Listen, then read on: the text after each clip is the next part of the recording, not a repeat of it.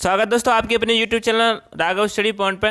दोस्तों आज की इस वीडियो में हम सामान्य ज्ञान के टॉप 50 यानी 100 प्लस क्वेश्चन कवर कराएंगे जो एसएससी एमटीएस के लिए महत्वपूर्ण होंगे। और यह प्रश्न भूगोल के हैं जो कि 100 प्रश्न पार्ट फर्स्ट हमने बनाए हैं। इसी तरह पार्ट सेकंड लेके आएंगे जिसमें 100 से ज़्यादा प्रश्न लेके आऊँगा। तो वीडियो स्टार्ट करने से पहले आपसे एक रिक्वेस्ट है कि चैनल पर नए हो तो प्लीज़ चैनल को सब्सक्राइब करें, लाइक करें, शेयर करें, कमेंट करें। ठीक है, तो वीडियो स्टार्ट कर लेते हैं और देखते हैं सभी क्वेश्चनों को। चैनल सब्सक्राइब कर लिया हो तो।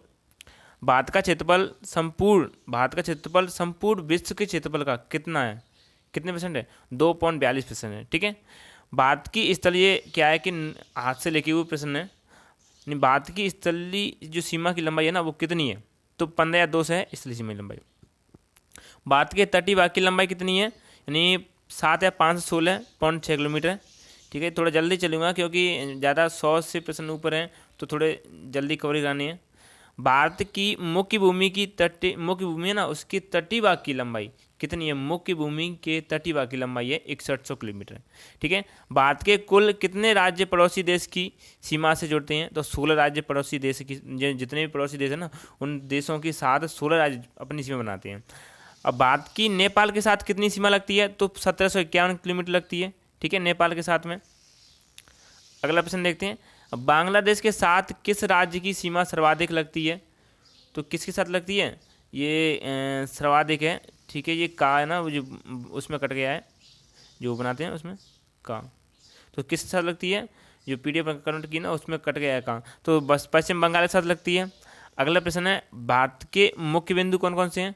तो देखो अगर बात करें कि पूर्वी बिंदु अरुणाचल प्रदेश में है जो कि किबुतु है, और पश्चिमी सकरी के गुजरात में, और उत्तर में जो इंदिरा कॉल, और दक्षिण में इंदिरा पॉइंट। ठीक है, इन सभी को बिंदु को याद करना जो कि बृहद निकोबार द्वीप समूह में है, दक्षिण वाला।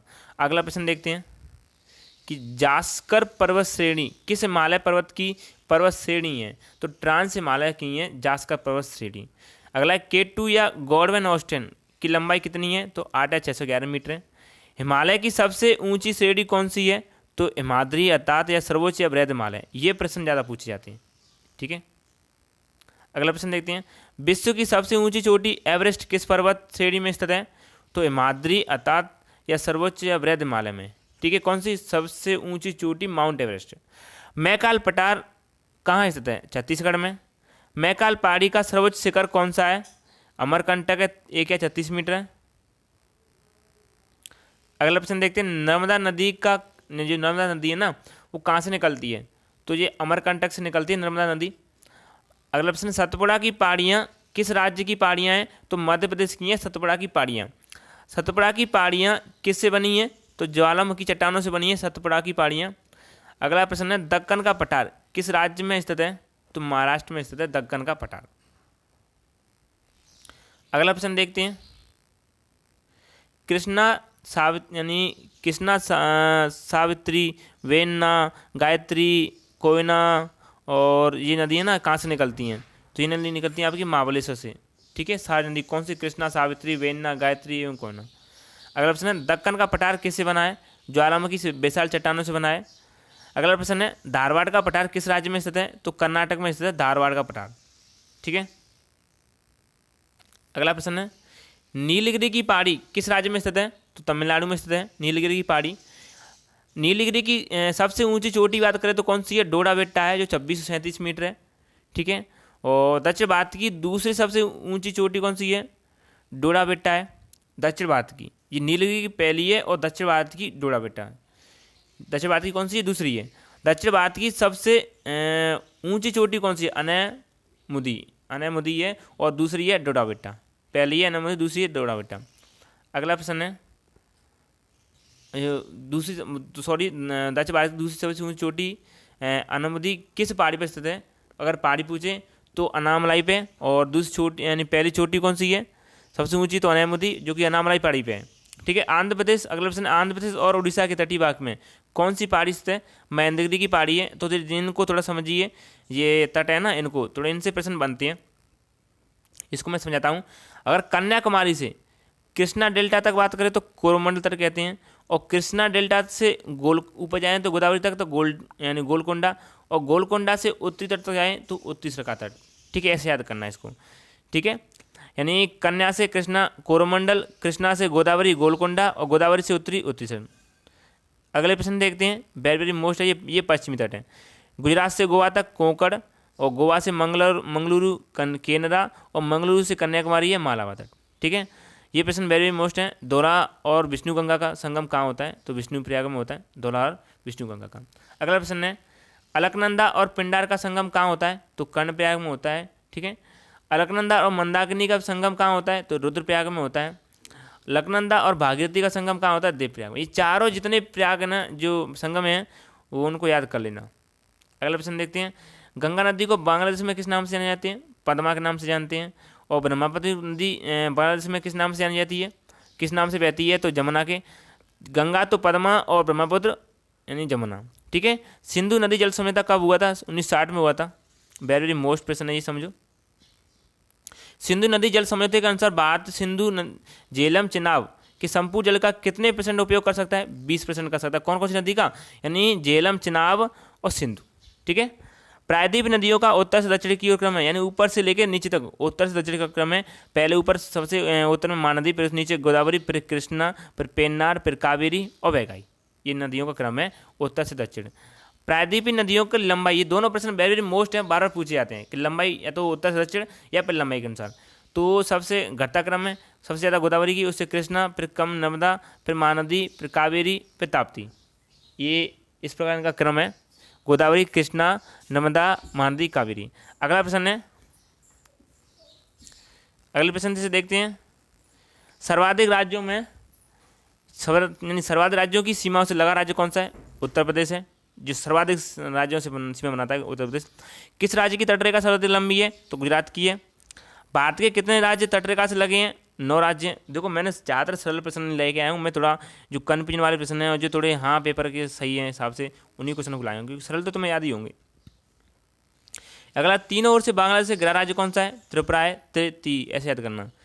किस दर्रे के पास ब्रह्मपुत्र नदी भारत में प्रवेश करती है? तो याप दर्रे के पास करती है ब्रह्मपुत्र नदी भारत में प्रवेश। ठीक है, कराकोरम दर्रा भारत में कहाँ स्थित है?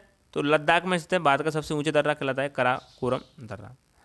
अगला प्रश्न है, कौन सा दर्रा श्रीनगर से गिलगित को जोड़ता है? तो बोजिल दर्रा जोड़ता है श्रीनगर को गिलगित से। अगला प्रश्न है, ज्वार सुरंग किस दर्रे में स्थित है? तो बनियाल दर्रे में स्थित है ज्वार सुरंग। अगला है, कौन सा दर्रा शिमला को तिब्बत से जोड़ता है? तो सिपकीला दर्रा जोड़ता है शिमला को तिब्बत से। अगला है, देश के कुल क्षेत्रफल के कितने % भाग पर उच्च पर्वत श्रेणियाँ हैं? कितने पे? 10.7 भाग पे उच्च पर्वत श्रेणियाँ हैं। अगला है, काली एवं तीस्ता नदियों के मध्य कौन सा हिमालय? नेपाल हिमालय। लिपुलेख दर्रा किस राज्य में स्थित है? उत्तराखंड में। लिपुलेख कहाँ पर है? उत्तराखंड में। अगला प्रश्न देखते हैं, भारत की सबसे बड़ी तटीय झील कौन सी है? चिल्का झील है। ठीक है, भारत की सबसे बड़ी मीठे पानी की झील कौन सी है? बूलर। सबसे बड़ी तटीय झील चिल्का, मीठे पानी की बूलर, और सबसे बड़ी कृत्रिम झील है गोविंद बल्लभ पंत सागर। ये तीनों प्रश्न मेरे। अगला प्रश्न देखते हैं, भारत में सबसे अधिक ऊंचाई पर स्थित झील कौन सी है? चोलामू झील। पूर्वोत्तर भारत में मीठे पानी की सबसे बड़ी झील कौन सी है? लोकटक झील है, लोकटक। ठीक है, पूर्वोत्तर भारत में मीठे पानी की बात हो रही है। भारत की दूसरी सबसे बड़ी लैगून झील कौन सी है? पुलिकट झील है, दूसरी सबसे बड़ी लैगून झील है। ठीक है, जोग या गरसोप्पा जलप्रपात किस नदी पर स्थित है? श्रावती नदी पर, कर्नाटक में। भारत की जलवायु किस प्रकार की जलवायु है? तो उष्ण कटिबंधीय जलवायु, उष्ण कटिबंधीय मानसूनी जलवायु है भारत की। भारत में मौसम संबंधी सेवा कब आरंभ की गई? 1875 में। मावट किस कारण होती है? पश्चिमी विक्षोभ या जेट स्ट्रीम के कारण होती है। केरल में कौन सी वर्षा होती है? आम्र वर्षा होती है, जो आमों के लिए महत्वपूर्ण है। अगला प्रश्न है, भारत में अधिकांश वर्षा कौन से मानसून से होती है? दक्षिण पश्चिम मानसून से होती है अधिकांश वर्षा। ठीक है, थोड़े ये प्रश्न क्या है कि ये लिखे तो सही थे, लेकिन क्या है कि फोटो खींचने में समस्या आ रही है। विश्व में सर्वाधिक वर्षा किस स्थान पर होती है? मार्सनरा में होती है। आप क्वेश्चन याद करते हैं, बस कोई दिक्कत नहीं है, कैसा भी हो क्वेश्चन आना चाहिए बस। तमिलनाडु में शरदकालीन वर्षा कौन से मानसून के कारण होती है? उत्तरी पूर्वी मानसून। वेरी मोस्ट प्रश्न है ये तो। उत्तरी पूर्वी मानसून के कारण होती है तमिलनाडु में। अगला प्रश्न देखते हैं, प्रत्यावर्ती मानसून से सबसे अधिक वर्षा कहाँ होती है? तमिलनाडु में होती है। अगला प्रश्न देखते हैं, मिट्टी के रत्न अध्ययन को क्या कहते हैं? मिट्टी के अध्ययन को क्या कहते हैं? तो पेडोलॉजी या मृदा विज्ञान कहते हैं। भारत की सबसे उपजाऊ मृदा कौन सी है? तो बात करते हैं जलोढ़ मिट्टी, तो जलोढ़ मिट्टी है ना, वो सबसे अधिक उपजाऊ मिट्टी होती है। ठीक है। तो अगला प्रश्न देखते हैं, जलोढ़ मिट्टी भारत के लगभग कितने % क्षेत्र पर पाई जाती है? 22% क्षेत्र पर जलोढ़ मिट्टी पाई जाती है, और बाकी इन सभी क्षेत्रों पर अन्य मिट्टी पाई जाती है। काली है, दोमट है, या फिर आपकी काली है और पीली मिट्टा है, और इस तरह से। किस मिट्टी को रेगुर मिट्टी के नाम से जाना जाते हैं? किस मिट्टी को रेगुर मिट्टी भी कहते हैं? काली मिट्टी को कहते हैं, काली कपास मिट्टी भी कहते हैं। काली कपास भी और काली मिट्टी भी और रेगुर मिट्टी भी। किस मिट्टी में सिलिका व आयरन की बोलता होती है? लाल मिट्टी में होती है। ठीक है। किन मिट्टी में, यानी कौन सी मिट्टी में, किस मिट्टी में नाइट्रोजन, फास्फोरस या ह्यूमस की कमी होती है? किस में होती है? लाल मिट्टी में होती है नाइट्रोजन, फास्फोरस, ह्यूमस की। अगला प्रश्न देखते हैं, किस मिट्टी में आयरन व सिलिका की बोलता होती है? लेटराइट मिट्टी में होती है। भारत के कुल क्षेत्रफल का लगभग कितने % भाग पर कृषि है? 51% भाग पर कृषि है भारत की कुल क्षेत्रफल। ठीक है। चावल उत्पादन में भारत का विश्व में कौन सा स्थान है? दूसरा स्थान है। भारत विश्व का कितना % भाग गेहूं उत्पादन करता है? तो 12% भाग करता है। ठीक है। देश में गेहूं के उत्पादन में किस राज्य का प्रथम स्थान है? तो गेहूं के स्थान में या तो पंजाब या उत्तर प्रदेश होता है। ठीक है, हमेशा तो उत्तर प्रदेश का। भारत में श्वेत क्रांति का जनक किसे माना जाता है? डॉक्टर वी कुरियन को। मैं सर क्वेश्चन फेल कह रहा हूँ कि नहीं लाऊंगा, मैं थोड़ा ऐसे क्वेश्चन लाऊंगा जो एग्जाम में होने वाले इंपोर्टेंट हैं। भारत पूरी तरह से किसका आयात करता है? यानी आना क्या मतलब होता है? लेना। किसका? पोटेशियम उर्वरक का आयात करता है। अगला प्रश्न है, फलों एवं सब्जियों के उत्पादन में भारत का स्थान कौन सा है विश्व में? दूसरा स्थान है फलों एवं सब्जियों। तंबाकू उत्पादन में भारत का कौन सा स्थान है? तीसरा है। फलों में दूसरा है और तंबाकू में तीसरा है। और स्वर्ण क्रांति किससे संबंध है? बागवानी से संबंध है। कॉफी का सबसे बड़ा उत्पादक देश राज्य कौन सा है? कर्नाटक है। यानी सबसे ज़्यादा कॉफी कहाँ होती है? कर्नाटक राज्य में होती है, सबसे ज़्यादा कॉफी वहीं पर होती है। ठीक है। भारत में प्राकृतिक रबड़ का उत्पादन सबसे अधिक उत्पादन किस राज्य में होता है? केरल में होता है। भारत में सबसे बड़ा मसाला उत्पादन राज्य कौन सा है? आंध्र प्रदेश है। ठीक है। अगला प्रश्न है, मैग्नीज के प्रमाणित भंडारों की दृष्टि से भारत का विश्व में कौन सा स्थान है? दूसरा स्थान है। ठीक है, मैग्नीज के प्रमाणित।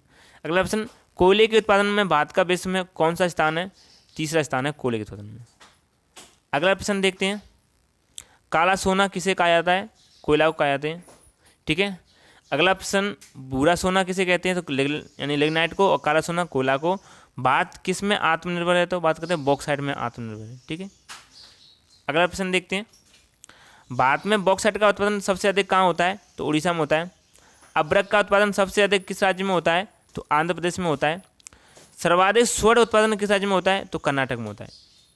कहाँ होता है? कर्नाटक में होता है। अगला प्रश्न है, यूरेनियम के उत्पादन में कौन सा राज्य में प्रथम स्थान है? झारखंड प्रथम स्थान में यूरेनियम के उत्पादन में। ठीक है। चांदी के उत्पादन में यानी कौन सा राज्य प्रथम है? राजस्थान है चांदी के उत्पादन में, और यूरेनियम के में झारखंड है। अगला प्रश्न, आधुनिक ढंग से सूती वस्त्र की पहली मिल स्थापित की गई, कहाँ की गई? 1818 कोलकाता के समीप पोर्ट ग्लास्टर में। अगला प्रश्न, भारतीय अर्थव्यवस्था का दूसरा बड़ा उद्योग कौन सा है? कपड़ा उद्योग है। अगला प्रश्न है, सूती वस्त्र उद्योग को औद्योगिक उत्पादन में कितना % योगदान है? सूती वस्त्र का औद्योगिक उत्पादन में तो है ये आपका 14%। ठीक है। भारतीय जूट निगम की स्थापना कब की गई? 1971 में की गई। पहला सीमेंट कारखाना भारत में कहाँ स्थापित किया गया? मद्रास में 1904 में। ये सभी प्रश्न है ना इम्पोर्टेंट है। एशिया का सबसे बड़ा उर्वरक संयंत्र कहाँ लगाया गया? सिंदरी में। भारतीय उर्वरक निगम की स्थापना 1951 ईस्वी में। भारत में ऊनी वस्त्र की पहली मिल कहाँ स्थापित की गई? 1876 में कानपुर में की गई थी, यानी भारत में ऊनी वस्त्र की पहली मिल। अगला प्रश्न देखते हैं, किस राज्य में जैविक खेती करने वाला भारत का प्रथम राज्य घोषित किया गया? सिक्किम को। रबी की फसल बात करें तो कौन कौन सी हैं? ये तो बड़े गेहूँ, चौ, चना, मटर, सरसों, आलू, राई, अलसी आदि रबी की फसल कहलाती हैं। और खरीफ की बात करें तो धान, गन्ना, तिलहन, ज्वार, बाजरा, मक्का, अरहर, कपास, मूंगफली, मंडुआ, तिल, सोयाबीन। ये क्या है? ये आपकी खरीफ की और आधे। इन सभी को याद कर लेना आप। भारतीय कृषि अनुसंधान परिषद की स्थापना कब की गई? 23 मई 1929 को। वर्तमान समय में भारत की सिंचाई का प्रमुख साधन क्या है? कुआं और नलकूप है। वर्तमान समय में भारत की सिंचाई का प्रमुख साधन तो यही है, ठीक है। आप सोच रहे होंगे नहरें नदियाँ, देखो नहर नदियों से होती हैं लेकिन इतना ज़्यादा भी नहीं, लेकिन ज़्यादातर तो कुआं और नलकूप से ज़्यादा हो रही है। तालाब द्वारा सर्वाधिक सिंचाई किस राज्य में की गई है? तमिलनाडु में की जाती है तालाब द्वारा, ठीक है। अगला प्रश्न है, भारत सरकार ने राष्ट्रीय जल संसाधन परिषद का गठन कब किया? 1983 में। अगला, राष्ट्रीय खनिज विकास निगम का मुख्यालय कहाँ है? हैदराबाद में। भारत में खनिज का सर्वप्रथम उत्पादन कहाँ से, यानी खनिज तेल का सर्वप्रथम उत्पादन कहाँ से प्रारंभ किया? तो डिगबोई असम में ना, वहाँ से किया था खनिज तेल का। अगला प्रश्न है, विश्व में लौह अयस्क के उत्पादन में भारत का कौन सा स्थान है? तो लौह अयस्क में चौथा स्थान है विश्व में लौह अयस्क में। ये क्या है कि बनाए तो क्वेश्चन सही थे लेकिन पीडीएफ कन्वर्ट किए ना उस समय ये पीडीएफ में ऐसे हो गए। अगला, विश्व में सबसे बड़ा थोरियम निर्माता देश कौन सा है? तो भारत है, ठीक है। अगला प्रश्न है, लिग्नाइट का सर्वाधिक भंडार किस राज्य में? तमिलनाडु में। देश में पहला लौह इस्पात संयंत्र कारखाना कहाँ लगाया गया? 1874 में बराकर नदी के किनारे कुल्टी नामक स्थान पर। अगला, स्वतंत्रता पूर्व लौह इस्पात कारखाने कहाँ स्थापित किए गए थे? स्वतंत्रता पूर्व की बात हो रही है तो कहाँ किए गए थे? भारतीय लौह इस्पात कंपनी, मैसूर आयरन स्टील का वर्कर्स, एक तो भारतीय लौह इस्पात कंपनी, दूसरा मैसूर आयरन स्टील वर्क्स और तीसरा स्टील कॉर्पोरेशन ऑफ बंगाल, ठीक है। दूसरी पंचवर्षीय योजना में कौन कौन से लौह इस्पात लगाए गए थे? तो भिलाई, हिंदुस्तान स्टील लिमिटेड और राउरकेला, ठीक है, और राउरकेला हिंदुस्तान स्टील लिमिटेड दुर्गापुर में। अगला, भिलाई, जिस भिलाई लौह इस्पात की संयंत्र की स्थापना की गई वो किस सहयोग से की गई? सहयोग और पूछा जाता है तो सोवियत संघ रूस से। हिंदुस्तान की बात करें तो जब पश्चिम जर्मनी की सहयोग से की गई थी लौह इस्पात की, ठीक है। यानी भिलाई की तो की गई सोवियत संघ से और हिंदुस्तान की गई स्टील की पश्चिमी जर्मनी से। बाल्को एल्यूमिनियम कंपनी की स्थापना किस सहयोग से की गई? सोवियत संघ से, ठीक है। तो दोस्तों जितने भी सारे क्वेश्चन थे हमने 100 प्लस से ऊपर क्वेश्चन है, लगभग 120 समथिंग क्वेश्चन जो इस वीडियो में सारे क्वेश्चन कवर कराए हैं। और इसी तरह पार्ट सेकंड रह गया है, उसमें क्या है इससे आगे जो जनसंख्या और आपके अभियान और वन से संबंधित सारे क्वेश्चन लेके आऊँगा पार्ट सेकंड में जल्दी। और तो वीडियो मतलब अगर अच्छी लगे तो लाइक करना, शेयर करना, सब्सक्राइब करना, जिससे कि हमें मोटिवेशन मिले और आप हमारे परिवार का सदस्य बने, मैं यही चाहता हूँ।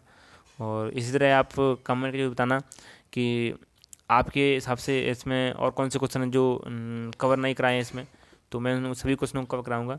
तो वैसे तो ये है कि क्वेश्चन तो बहुत सारे हैं और जल्दी मैं कोशिश कर रहा हूँ कि जिन सभी क्वेश्चन एक ही वीडियो में यानी हो जाए। भूगोल के अलग, ऐसे भूगोल के, इतिहास के अलग एक वीडियो में कोशिश कर रहा हूँ। देखो कोशिश कर रहा हूँ, जब कभी ना कभी तो कोशिश सफल होगी। देखो तुम भी कोशिश कर रहे हैं, हम भी कोशिश कर रहे हैं। मैं कोशिश ये कर रहा हूँ कि ये सारे क्वेश्चन है ना एक ही वीडियो में कवर हो जाएं पीडीएफ के माध्यम से, जितनी भी बने 1000, 2000, 3000, जितने भी कोशिश करूँगा। जहाँ तक होगा मैं वहाँ तक करूँगा। तो आप पढ़ते रहिए, मुस्कुराते रहिए। बस एक रिक्वेस्ट है कि चैनल को सब्सक्राइब जरूर कीजिए। धन्यवाद, मिलते हैं नेक्स्ट वीडियो में।